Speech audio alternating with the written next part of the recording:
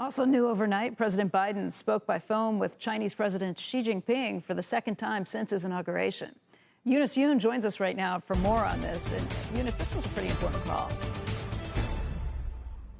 It was an important call, Becky. I mean, the two had some level of agreement. They agreed that the conversation was candid and that neither side wanted to see a competition escalate into a conflict. The problem is that the two couldn't agree on how to get the relationship back on track. So from the Chinese side, the focus has been on how President Xi reiterated Beijing's long-held view that so-called serious difficulties in the relationship are due solely to the U.S.'s China policy, and that future cooperation needs to be based on the respect of what China has described as core concerns. So from China's perspective, this means that the U.S. essentially butts out of what Beijing sees as its internal affairs, such as Hong Kong.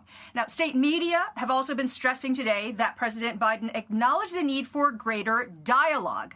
The U.S., though, has a different perspective. As you could imagine, they've been very non-committal about holding future conversations and dialogue with the Chinese because it's long been seen and criticized as a delaying tactic by Beijing on action. In fact, U.S. officials have said that President Biden initiated this 90-minute conversation because he did get frustrated with the fact that the progress on the lower level in the past several months really hasn't been there.